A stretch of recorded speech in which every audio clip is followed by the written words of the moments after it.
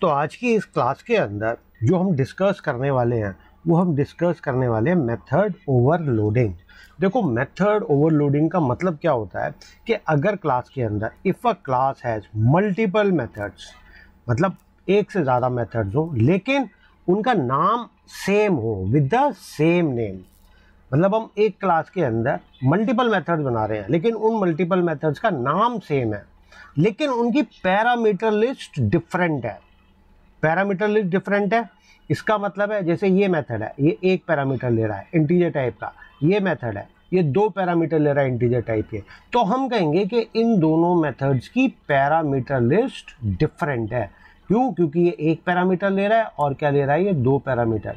तो अब एक से ज़्यादा मेथड एक ही नाम के, दोनों मेथड्स का नाम क्या है यहाँ पर, डिस्प्ले। इस मेथड का नाम क्या है, डिस्प्ले।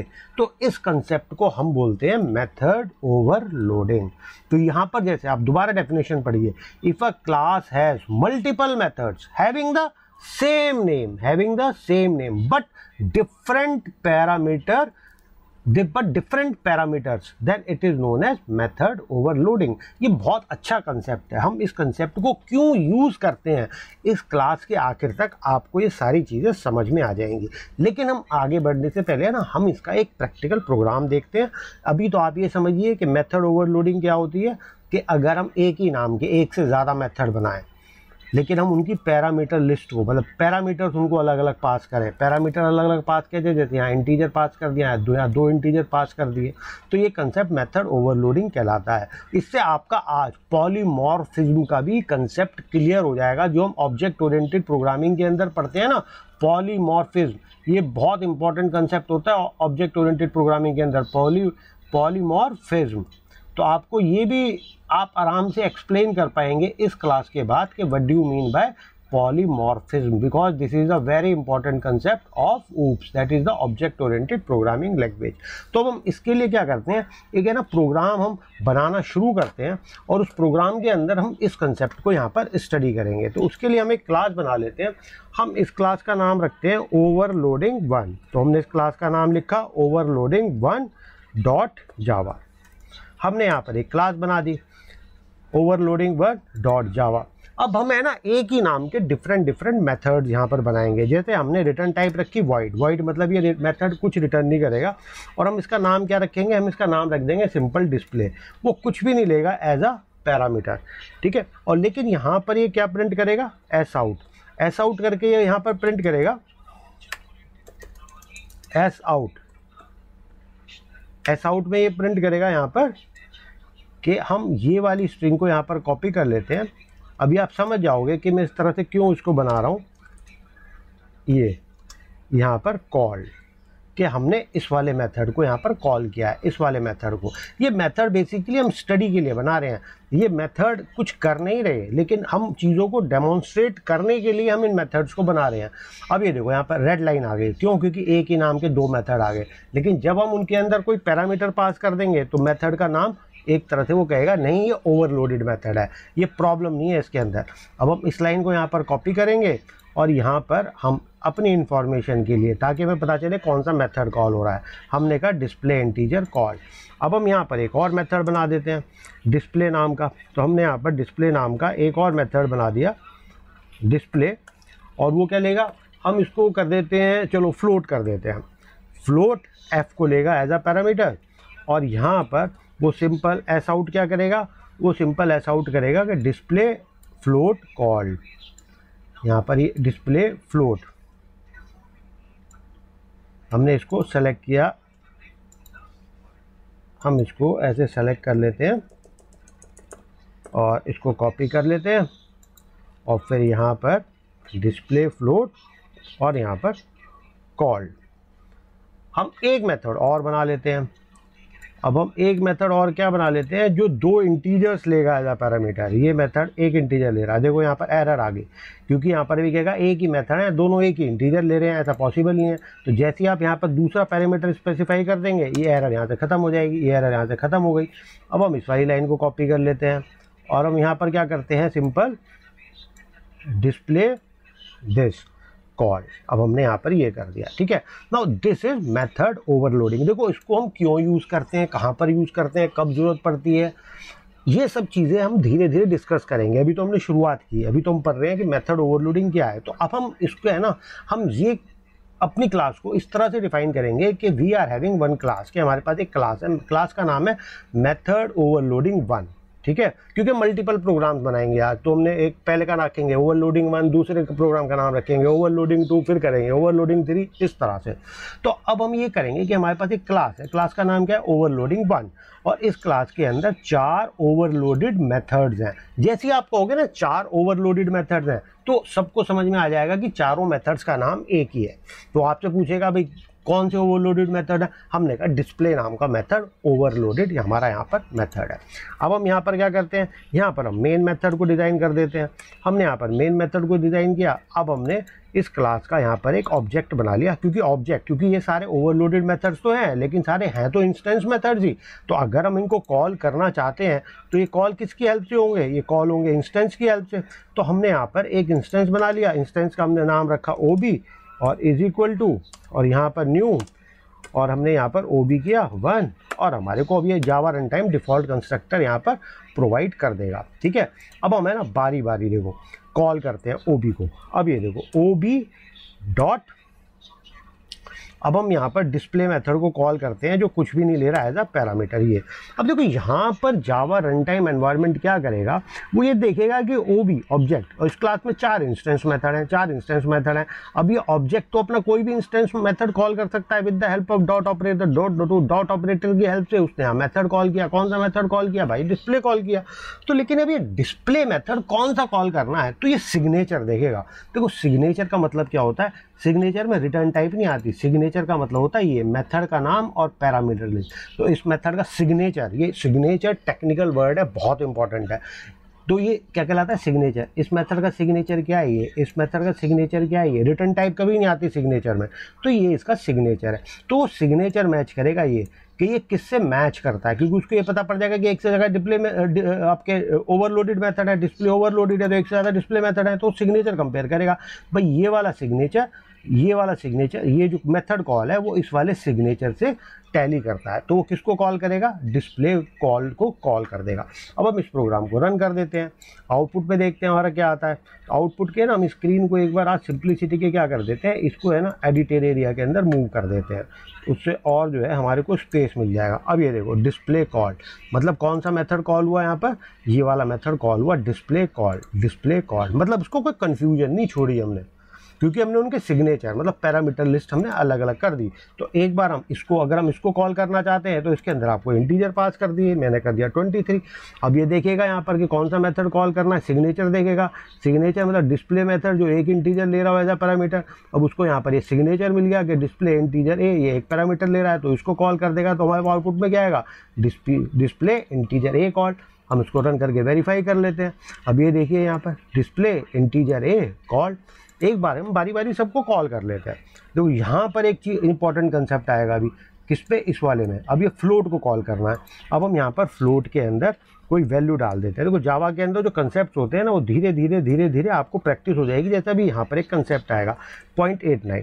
अब ये कौन सी हो गई, ये आपकी फ्लोटिंग वैल्यू हो गई, ठीक है। अब वो यहाँ पर देखो एरर दिखा रहा है। भाई एरर तो नहीं दिखाना चाहिए, क्यों, हमने तो एक मेथड बना रखा है। लेकिन जैसा हमने अपने वीडियो में मैंने डिस्कस किया था, जब मैं डाटा टाइप्स पढ़ा रहा था और डिफ़ॉल्ट वैल्यूज़ पढ़ा रहा था, कि अगर आप कोई भी वैल्यू लिखते हो, सपोज आपने यहाँ पर लिखी 10, तो बाय डिफ़ॉल्ट इंटीजर ही समझी जाएगी। जैसे बाइट डाटा टाइप होता है, शॉर्ट डाटा टाइप होता है, वो बाइट या शॉर्ट नहीं, वो इसको इंटीजर समझेगा। जैसे आपने यहाँ पर लिखा 23.89, तो वो इसको डबल समझेगा कि ये डबल डाटा टाइप है। और डबल कितने बाइट्स का होता है, 8 बाइट का होता है, ठीक है ना। और फ्लोट कितने बाइट का होता है, ये 4 बाइट का होता है। 4 बाइट में 32 बिट का ये, और डबल कितने बिट का होता है, 64 बिट का। तो अब यहाँ पर कन्फ्यूजन आ गई। वो कहता भी ऐसा तो कोई मेथड है नहीं जो डबल ले रहा हो एज अ पैरामीटर। चलो हम एक काम क्या करते हैं, यहाँ पर हम, और इस प्रोग्राम को और इंटरेस्टिंग बनाने के लिए यहाँ पर हम इस डाटा टाइप को डबल कर देते हैं। अब ये देखो डबल, हमने यहाँ डबल कर दिया, और हमने यहाँ पर इस स्ट्रिंग को कॉपी कर दिया कि डिस्प्ले, और ये डबल कॉल, मतलब ये डबल वाला कॉल हो गया। अब ये देखो, अब यहाँ पर इसे कोई कन्फ्यूजन नहीं है, क्योंकि बाय डिफ़ॉल्ट अगर आप कोई डेसिमल वैल्यू देते हो तो वो क्या समझी जाती है, वो डबल समझी जाती है कि ये डबल वैल्यू है, फ्लोट वैल्यू नहीं है, डबल है। अब इसके अंदर आप देखो नॉर्मल आदमी क्या समझेगा, अब नॉर्मल आदमी ये समझेगा कि भाई ये दोनों में कंफ्यूज हो जाएगा। कंफ्यूज क्या हो जाएगा कि भाई मैं कौन सी वैल्यू कॉल, कौन सा मेथड कॉल करूँ, ये वाला कॉल करूँ या ये वाला कॉल करूँ। कन्फ्यूजन कुछ नहीं है भाई, हम यहाँ पर डबल वैल्यू पास कर रहे हैं। अभी आप इसको समझो, उसके बाद हम इसको भी कॉल करके देखेंगे कि इसको ये हम ये कैसे कॉल करेंगे। अब हमारे को आउटपुट में क्या आना चाहिए, डिस्प्ले डबल एफ कॉल, क्योंकि हमने यहाँ डबल वैल्यू पास की है। हम इसको भी रन करके देख लेते हैं एक बार, और ये देखिए डिस्प्ले डबल एफ कॉल, तो हमारा ये वाला मेथड कॉल। आप कहोगे कि सर हम इसको कैसे कॉल करेंगे भाई, हमने कहा था कि आपको अगर फ्लोट है तो फ्लोट के लिए आपको यहाँ पर एफ लगाना पड़ेगा। एफ का मतलब है अब ये डबल वैल्यू नहीं रही, अब ये कौन सी वैल्यू हो गई, अब ये फ्लोटिंग वैल्यू हो गई। तो अब ये देखो, अब यहाँ पर ये इसको कॉल करेगा, किसको, डिस्प्ले फ्लोट कॉल, क्योंकि अब ये कौन सी हो गई, अब ये फ्लोटिंग वैल्यू हो गई। इसको हम वेरीफाई कर लेते हैं, इसको वेरीफाई करते हैं, देखो डिस्प्ले फ्लोट कॉल, कोई कंफ्यूजन ही नहीं रहा, ठीक है ना। अब अपने सारे फंक्शन को कॉल कर लिया, एक बार हम विद 2 इंटीजर्स कॉल कर लेते हैं। 2 इंटीजर के लिए हम पास कर देते हैं कोई भी वैल्यू, सपोज 2,3। अब ये किसको कॉल करेगा, डिस्प्ले विद 2 इंटीजर्स, तो अब यहाँ पर 2 इंटीजर वाला ये कॉल करेगा। अब यहाँ पर हम देखते हैं आउटपुट में एक ब्रैकेट ज़्यादा लगा रह गया, इसको दोबारा सेव करते हैं और हम इसको रन करते हैं दोबारा, और ये देखो display with integer a integer be call, ठीक है ना। अभी आपको चीज़ें क्लियर हो गई होंगी कि मेथड ओवरलोडिंग क्या होती है, ठीक है ना। अच्छा, अब यहाँ पर एक पॉइंट मैं आपको क्लियर करना चाहता हूँ, और उस पॉइंट का मेरा नाम है, ये तो आपको सब समझ में आ गया। उस पॉइंट का मतलब उस टॉपिक का जो मेन है वो ये है कि हमारे को डिस्कस करना है पॉलीमॉर्फिज्म। क्या डिस्कस करना है यहाँ पर, polymorphism. This is the very important concept in the object oriented programming. देखो ऑब्जेक्ट ओरिएंटेड प्रोग्रामिंग के अंदर 4 मेन कंसेप्ट होते हैं, इनहेरिटेंस, एनकैप्सुलेशन, पॉलीमॉर्फिज्म और डेटा एब्स्ट्रैक्शन। अभी ये थ्योरी मैंने आपकी कभी भी कवर नहीं की है, मैंने अप्रोप्रिएट टाइम देख रहा था ताकि आपको बहुत ही चीज़ें क्लियर हो जाएं, एकदम क्रिस्टल क्लियर। कोई आपसे पूछे पॉलीमॉर्फ क्या होता है, What you mean by polymorphism in object oriented programming, जावा में नहीं, किसी भी लैंग्वेज के अंदर पॉलीमॉर्फिज्म सेम ही रहता है। पॉलीमॉर्फिज्म का मतलब क्या होता है, तो आप उसको आराम से बता सकते हो आज अब के बाद कि पॉलीमॉर्फिज्म ये होता है, लेमन लैंग्वेज में भी और टेक्निकल लैंग्वेज में भी। देखो पॉलीमॉर्फिज्म का पहले तो मतलब क्या होता है, मैनी फॉर्म्स, जिसकी बहुत सारी फॉर्म्स हो। अब देखो इसको मैं आपको बिल्कुल ऐसी भाषा में समझाऊंगा पॉलीमॉर्फिज्म को कि आप भी कहोगे साहब मज़ा आ गया। ये देखो एक ऑब्जेक्ट है, ठीक है, ऑब्जेक्ट कौन सा है यहाँ पर आपका, ये एक ऑब्जेक्ट है, ठीक है ना। ऑब्जेक्ट का नाम क्या है, ओबी। ओबी अपना डिस्प्ले मेथड कॉल कर रहा है, तो जब ये मेथड कॉल करता है आउटपुट में ये आता है, जब ये वाला मेथड कॉल करता है आउटपुट में ये आता है। कर डिस्प्ले मेथड ही कॉल रहा है, तो ये वाला मेथड जब एक इंटीजर पास करता है तो ये करता है, और जब एक भी पैरामीटर पास नहीं करता यहाँ पर तो ये वाला कॉल होता है। मतलब हम ये कहेंगे, ध्यान से सुनना, कि ऑब्जेक्ट एक ही है, ऑब्जेक्ट एक ही है, लेकिन वो अलग अलग तरीके से बिहेव कर रहा है। अलग अलग तरीके से क्यों बिहेव कर रहा है भाई, जैसे उसमें पैरामीटर पास हो रहे हैं वो वैसे ही बिहेव कर रहा है। मतलब अगर डबल एफ, अगर हम एक डबल पास कर दें तो बिहेवियर उसका बदल जाता है। यहाँ बिहेवियर हम बेसिकली मेथड में बिहेवियर प्रोवाइड करते हैं, हमने प्रिंट स्टेटमेंट प्रोवाइड की हुई है, तो वो ये प्रिंट कर देता है। यार जब हम एक फ्लोट पास करते हैं ये कर देता है, जब हम कुछ पास नहीं करते ये प्रिंट कर देता है, जब यार हम 2 इंटीजर पास करते हैं ये प्रिंट कर देता है। ऑब्जेक्ट एक ही है, हम कहें तो हमारी भाषा में हम कहेंगे भैया ये पॉलीमॉर्फिज्म है।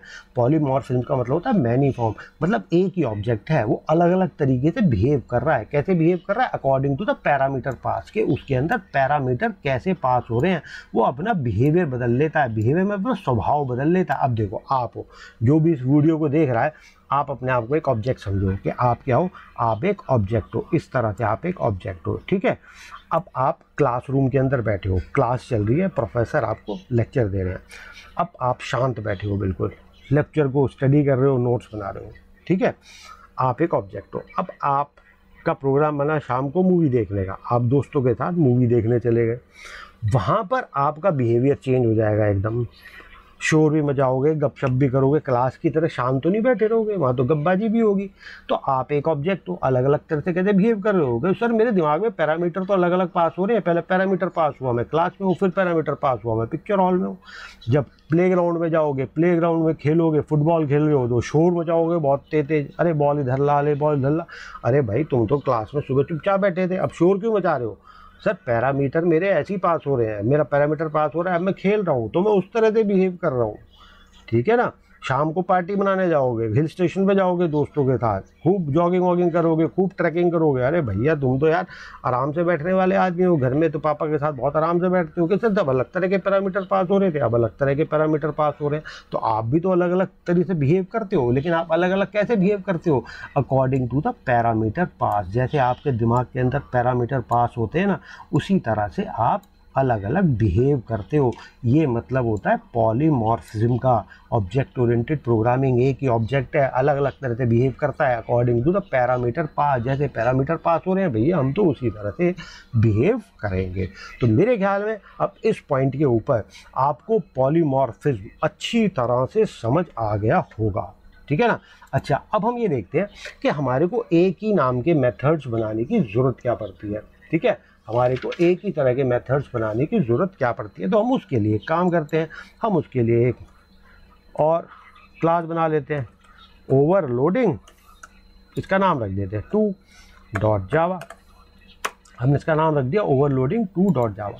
अब हमने यहाँ पर डेटा टाइप दे दी इंट, और हमने किया सम।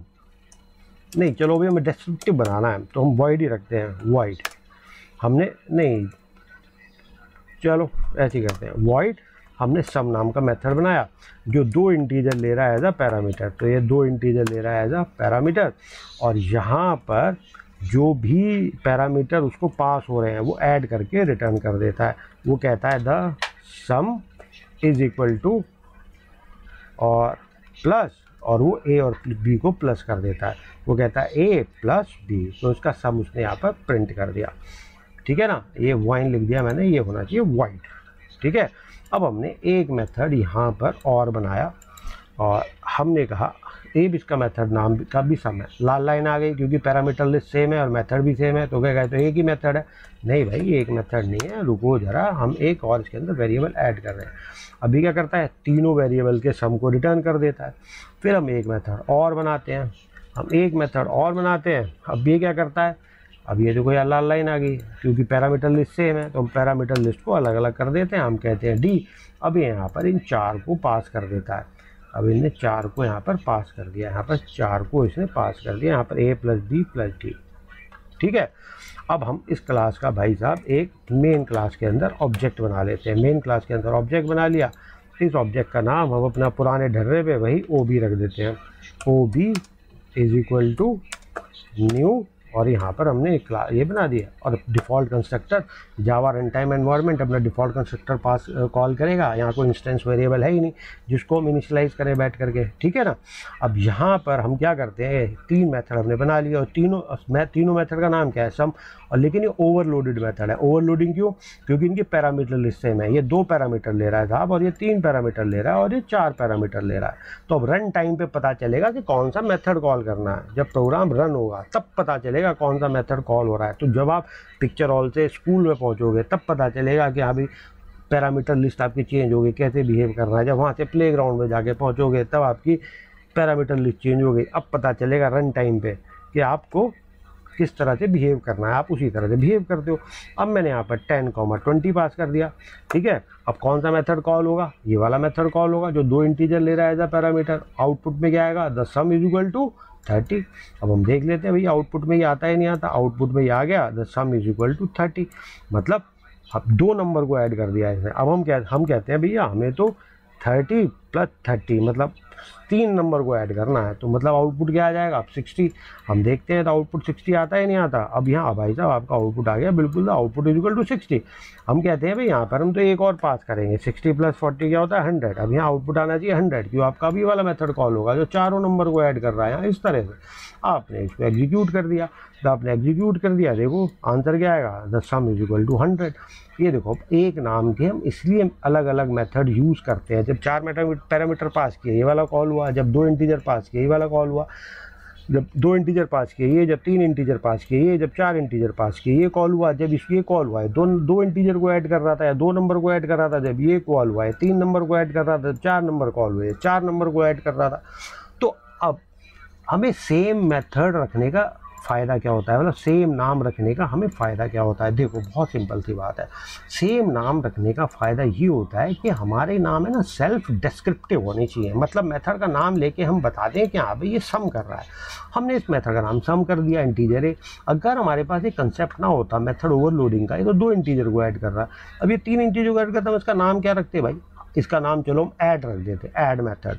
अब हम यहाँ पर एक और फंक्शन कॉल करना तो हम उसका नाम क्या रखते भाई, फिर एक नाम नया ढूंढते, फिर 5 वाला हम बना लेते, 5 नंबर को ऐड करना, तो ये प्रॉब्लम हो जाती। तो इसलिए हम सेल्फ डिस्क्रिप्टिव नाम, मतलब सम मतलब है सम कर रहा है, 2 को ऐड कर रहा है। अब इसके अंदर देखो इंपॉर्टेंट कि भैया 2 का भी सम करेगा, 3 नंबर भेजो 3 का सम करेगा, 4 नंबर भेजो 4 का सम कर देगा। यहाँ पर इसको कॉपी करके पेस्ट करके एक मेथड और बना लो, 5 नंबर भेजो भैया 5 का भी सम कर देगा, ठीक है ना। तो ये तो सम नाम का मेथड है, ऐसे जितने नंबर देते रहोगे उतना सम करता रहेगा। अभी तक आंसर हमारा 100 आ रहा था ना, तो अब हम यहाँ पर क्या करते हैं, एक आर्गूमेंट और पास कर देते हैं और यहाँ कर देते हैं 100। अब 100 हमने प्रिंट किया और यहाँ पर आउटपुट में 200 आना चाहिए, आउटपुट में 200 आ गया, ये रहा आपका आउटपुट में 200, ठीक है ना। अब आपने यहाँ पर 2 आर्गूमेंट हटा दी, कोई सी भी आर्गूमेंट हटा लो। अब कौन सा वाला सम का कॉल होगा, जो 2 आर्गूमेंट ले रहा था पैरामीटर, तो दोनों को प्रिंट कर देगा 30। तो कितना अच्छा मेथड बन गया, आपने 10 कर दिया, आंसर क्या आना चाहिए 40। तो आप तो कहोगे भाई सम तो बहुत स्मार्ट मेथड है, हम तो केवल सम को कॉल कर रहे हैं, तो इतना पावरफुल मेथड है यार। 2 नंबर भेजो 2 को ऐड कर देगा, हमने तो 3 भेजे 3 को ऐड कर दिया, हमने 4 नंबर भेजे 4 को ऐड कर दिया, हमने 4 नंबर भेजे तो 4 को ऐड कर दिया। तो बहुत पावरफुल मेथड है, देखो नाम एक ही है, ठीक है ना। तो इसका ये फ़ायदा होता है, इसीलिए हम मेथड ओवरलोडिंग करते हैं। यहाँ पर हम इसीलिए मेथड ओवरलोडिंग करते हैं। ये कंसेप्ट आपको क्लियर हो गया। अब इसके अंदर 1-2 चीज़ें और देखने वाली हैं, उसको हम और देख लेते हैं। जैसे फ्लोट और डबल के अंदर जो आपकी कन्फ्यूजन थी मैंने दूर कर दी कि जो नंबर है अगर आप डेसिमल लेते हो डबल समझा जाएगा, तो अगर आपको फ्लोट नंबर पास करना है तो आगे आप f लगाइए। तो अब है ना हम यहाँ पर एक मेथड यहाँ पर और कॉल कर लेते हैं। हमने वो मेथड क्या कॉल किया, हमने कहा बाइट। डाटा टाइप अलग है, ठीक है, अभी ओवरलोडेड हो गया। अब हम इसकी स्ट्रिंग को कॉल कर लेते हैं कि भाई बाइट ये कॉल, ठीक है। अब आप कहोगे सर ये कॉल कैसे होगा, देखो उसका भी तरीका है। अब मैं कहूँगा कि आपने तो भैया यहाँ पर केवल एक नंबर पास किया 23 मतलब बाइट की रेंज में आता है 23, लेकिन मैंने ये भी तो कहा है कि जो आप नंबर लिखते हो बाय डिफ़ॉल्ट इंटीजर समझा जाता है। तो कौन सा कॉल होगा, ये वाला मेथड कॉल होगा। इसको कॉल करके देख लेते हैं, हमने इसको कॉल किया, देखो इंटीजर एक और। तो भैया फिर ये कब कॉल होगा, ये वाला आपका मेथड, ये वाला मेथड जब कॉल होगा तो आप इसको इसकी टाइप कास्टिंग करनी पड़ेगी बाइट के अंदर। मैंने क्या किया, बाइट की टाइप कास्टिंग कर दी। अब होगा बाइट वाला कॉल, क्योंकि अब हम बाइट पास कर रहे हैं। तो अब ये देखो, अब आपका बाइट वाला कॉल होगा। आंसर में क्या आ गया, डिस्प्ले बाइट ए कॉल। डिस्प्ले बाइट ए कॉल मतलब ये वाला मेथड कॉल हुआ, ये वाला आपका बाइट ए कॉल, ठीक है। तो ये आपकी हो गई मेथड ओवरलोडिंग। मेथड ओवरलोडिंग के अंदर एक चीज़ और होती है, जैसे मैंने कहा ये सिग्नेचर होता है मेथड का, रिटर्न टाइप कभी भी सिग्नेचर में नहीं आती। तो हम जब मेथड ओवरलोडिंग करते हैं ना, तो हम ये कहते हैं कि मेथड के सिग्नेचर अलग अलग होने चाहिए। सिग्नेचर मतलब मेथड के नाम से लेकर के पैरामीटर लिस्ट। देखो अब ये सिग्नेचर है, इसका ये सिग्नेचर है।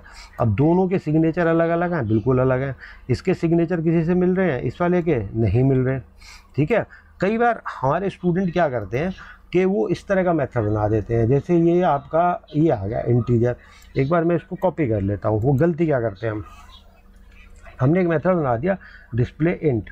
वो क्या कर रहा है, सिंपल सपोज, अब क्योंकि हमने इसकी रिटर्न टाइप मेरे को लेनी है यहाँ पर इंटीजर, वो मेथड हमारा क्या कर रहा है कि रिटर्न कर रहा है जो भी नंबर पास हुआ उसके अंदर 10 को इंक्रीमेंट करके। एक तरह से कुछ भी समझ लो, मैं सिंपल सा एक मेथड बनाना है समझने के लिए कि वो क्या करता है a+10 मतलब जो भी नंबर आप पास करोगे उसके अंदर 10 जोड़ के भेज देगा।